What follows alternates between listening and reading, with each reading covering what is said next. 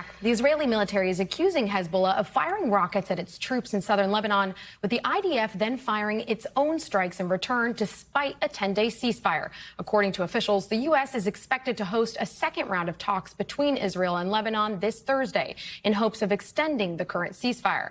Meanwhile, hundreds of thousands of people who were forced from their homes by Israel's bombing campaign are now returning to southern Lebanon amid the fragile pause, with many finding their homes reduced to rubble. According to UNICEF, more than 1 million people have been displaced by the conflict, including nearly 400,000 children.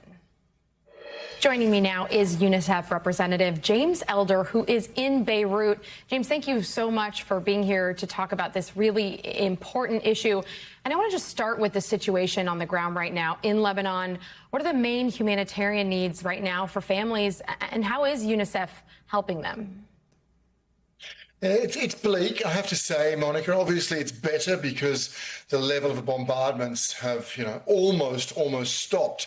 That's a very big plus. But, you've got 400,000 children who've been displaced. 400,000. We talk of displacement. I don't think people quite understand. I think people feel it quite a neutral term. It's not. It's repetitive. It's violent. So children lose their home, and then all the anxiety of their parents who have, like in most places, spent decades trying to build that home. Many homes, as you and I speak, are still being demolished in the south. Israel continues to do that.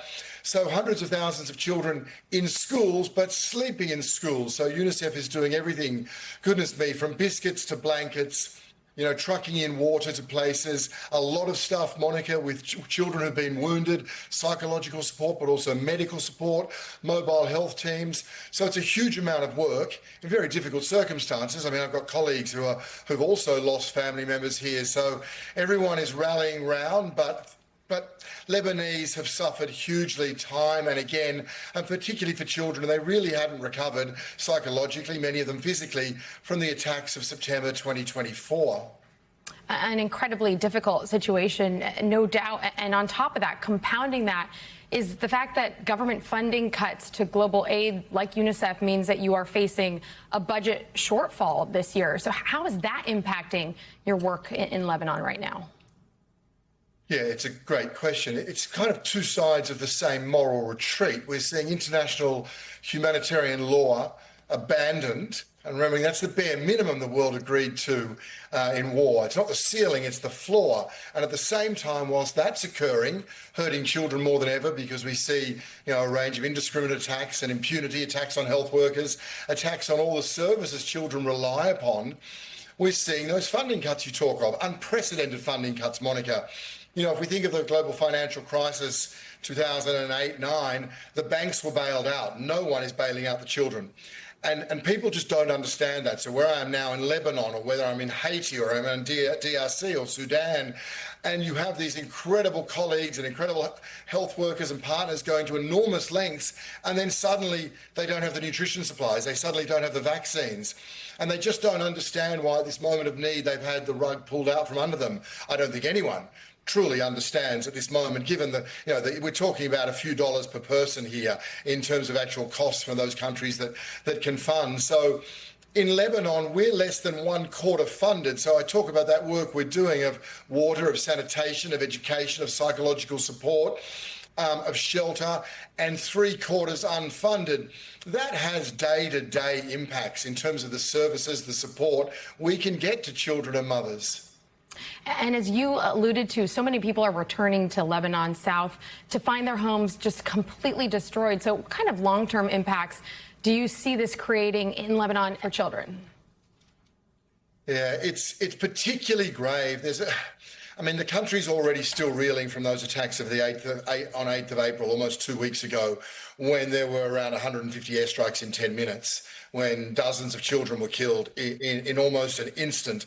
And then you have families hoping to go home, hoping their home will be home, being told that they can't. There is an entire area now that Israel has cordoned off, and demolitions continue.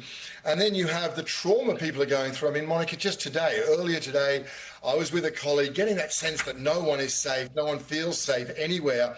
It's a UNICEF colleague, and he was walking across the rubble of what was his sister's home. He was returning to it for the first time since an airstrike hit there. It's his younger sister.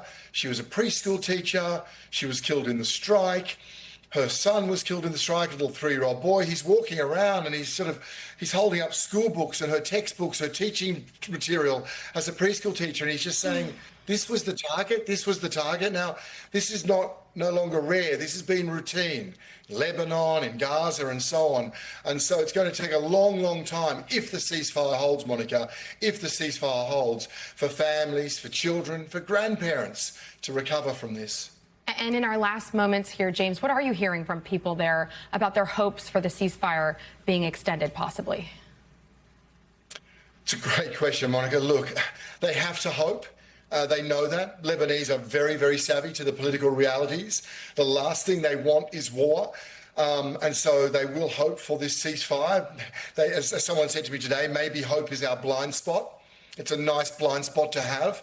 But the last ceasefire, there were thousands of breaches officially recorded from Israel during that. So they are holding on to hope, but they know that that they need something more than that if their children and their families really are to be safe in the coming days and weeks.